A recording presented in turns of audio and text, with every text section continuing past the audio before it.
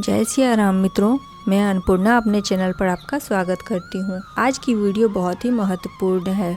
क्या आप जानते हैं 14 वर्ष वनवास में श्री राम कहाँ कहाँ रुके थे? आज की वीडियो इसी विषय में है। वीडियो शुरू करने से पहले आप सभी से अनुरोध है कि मेरे वीडियो को लाइक कर दे, मेरे चैनल को सब्सक्राइब कर दे। तो आइए मित्रों, हम ये वीडियो शुरू करते हैं। श्री राम को 14 वर्ष का वनवास हुआ था। इस वनवास काल में श्री राम ने कई ऋषि मुनियों से शिक्षा और विद्या ग्रहण की, तपस्या की और भारत के आदिवासी, वनवासी और तमाम तरह के भारतीय समाज को संगठित कर उन्हें धर्म के मार्ग पर चलाया। संपूर्ण भारत को उन्होंने एक ही विचारधारा के सूत्र में बांधा। लेकिन इस दौरान उनके साथ कुछ ऐसा भी घटा जिसने उनके जीवन को बदल कर रख दिया। रामायण में उल्लेखित और अनेक अनुसंधानकर्ताओं के अनुसार जब भगवान राम को वनवास हुआ तब उन्होंने अपनी यात्रा अयोध्या से प्रारंभ करते हुए रामेश्वरम और उसके बाद श्रीलंका में समाप्त की।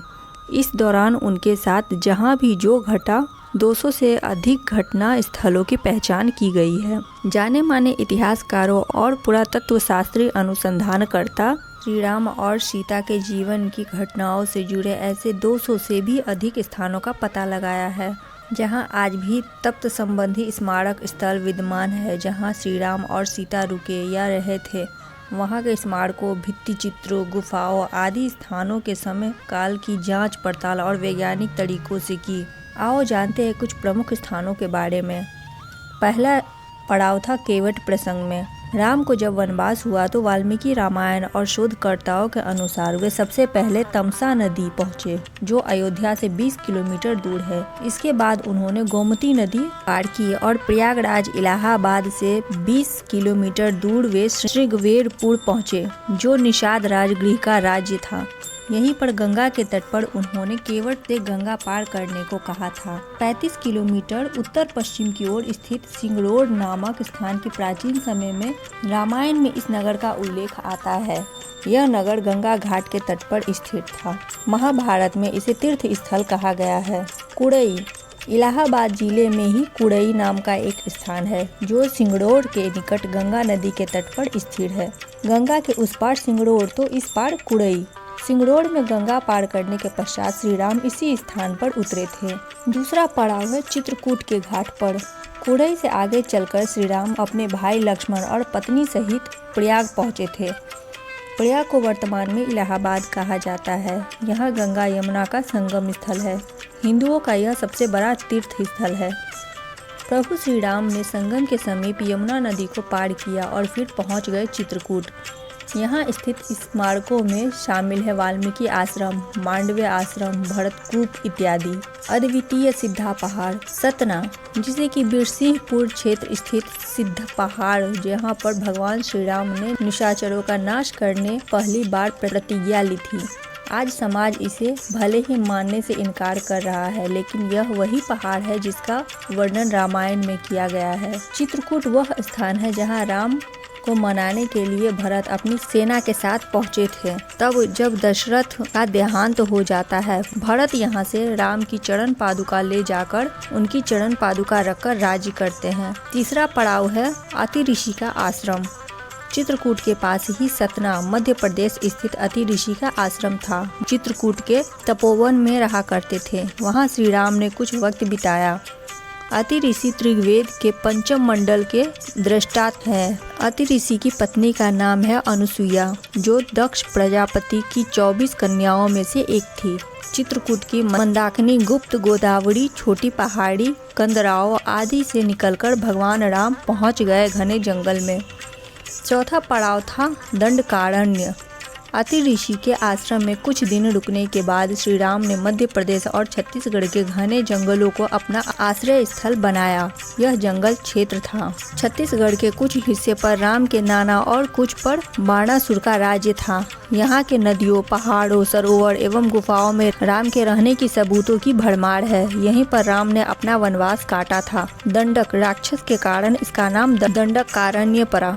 यह क्षेत्र आजकल दंतेवाड़ा के नाम से जाना जाता है। यहाँ का ही हिस्सा है आंध्र प्रदेश का एक शहर भद्राचलम। गोदावरी नदी के तट पर बसा यह शहर सीतारामचंद्र मंदिर के लिए प्रसिद्ध है। यह मंदिर भद्रगिरी पर्वत पर है। कहा जाता है कि श्री राम ने अपने वनवास के दौरान कुछ दिन इस भद्रगिरी पर्वत पर ही बिताए थे।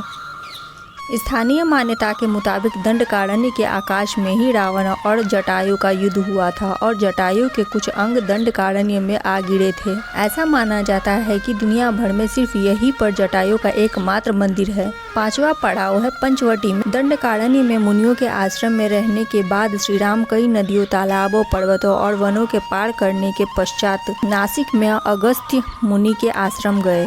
मुनि का आश्रम नासिक के पंचवटी क्षेत्र में था। त्रेता युग में लक्ष्मण व सीता सहित श्री राम ने वनवास का कुछ समय यहाँ बिताया। 6ठा पड़ाव था सीता हरण का स्थान सर्वतीर्थ। नासिक क्षेत्र में शूर्पणखा, मारीच और खरदूषण के वध के बाद ही रावण ने सीता का हरण किया और जटायु का भी वध किया, जिसकी स्मृति नासिक से 56 किलोमीटर दूर ताकेड़ गांव में सर्वतीर्थ नामक स्थान पर आज भी संरक्षित है। 7वां पड़ाव सीता की खोज। सर्वतीर्थ जहां जटायु का वध हुआ था, वह स्थान सीता की खोज का प्रथम स्थान था। उसके बाद श्री राम, लक्ष्मण तुंगभद्रा तथा कावेरी नदियों के क्षेत्र में पहुंच गए। तुंगभद्रा एवं कावेरी नदी क्षेत्र के अनेक स्थलों पर वे सीता की खोज में गए।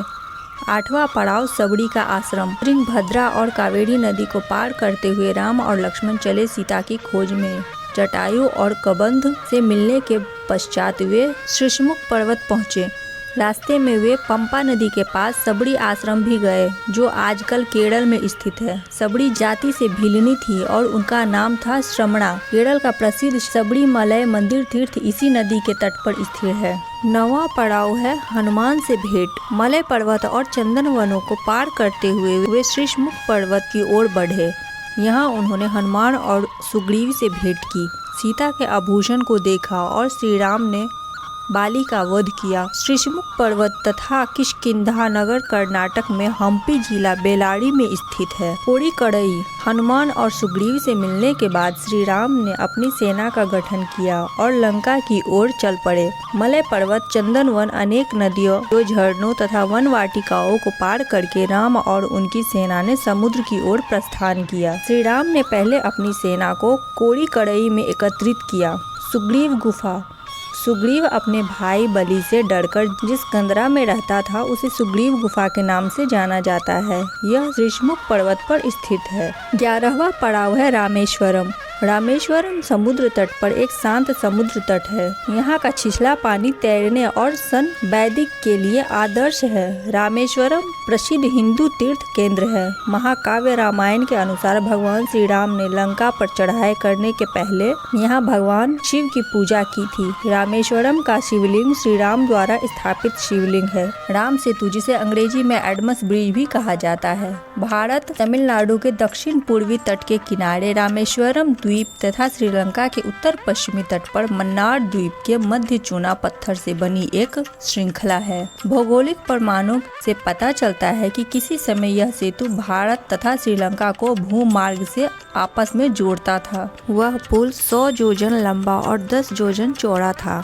आज की गणना के हिसाब से उस पुल की लंबाई 1200 किलोमीटर थी। 12वां पड़ाव है धनुषकोडी। वाल्मीकि के अनुसार 3 दिन की खोजबीन के बाद श्री राम ने रामेश्वरम के आगे समुद्र में वह स्थान ढूंढ निकाला जहां से आसानी से श्रीलंका पहुंचा जा सकता हो। उन्होंने नल और नील की मदद से उस स्थान से लंका तक का पूर्ण निर्माण करने का फैसला लिया। धनुषकोडी भारत के तमिलनाडु राज्य के पूर्वी तट पर रामेश्वरम द्वीप के दक्षिण किनारे पर स्थित एक गाँव है। धनुषकोडी पंबन के दक्षिण पूर्व में स्थित है। धनुषकोडी श्रीलंका में तलेमन्नार से करीब 18 मीटर पश्चिम में है। 13वां पड़ाव नुवाड़ा। नुवाड़ा एलिया पर्वत श्रृंखला। वाल्मीकि रामायण अनुसार श्रीलंका के मध्य में रावण का महल था। नुवाड़ा एलिया पहाड़ियों से लगभग 90 किलोमीटर दूर बांद्रवेला की तरफ मध्य लंका की ऊंची पहाड़ियों के बीचों बीच सुरंगों तथा गुफाओं के भंवर जाल में मिलते हैं। यहाँ ऐसे कई पुरातत्व अवशेष मिलते हैं जिनकी कार्बन डेटिंग से इसका काल निकाला गया है। रावण की लंका का रहस्य। रामायण काल को लेकर अलग अलग मान्यताएं हैं। ऐतिहासिक साक्ष्य नहीं होने के कारण कुछ लोग जहां इसे नकारते हैं वहीं कुछ इसे सत्य मानते हैं। हालांकि इसे आस्था का नाम दिया जाता है, लेकिन नासा द्वारा समुद्र में खोजा गया राम सेतु ऐसे लोगों की मान्यता को और पुष्ट करता है। अतः मित्रों, रामायण से जुड़ी महत्वपूर्ण जानकारी मैंने आपको दी। उम्मीद है कि आपको ये वीडियो जरूर पसंद आएगी।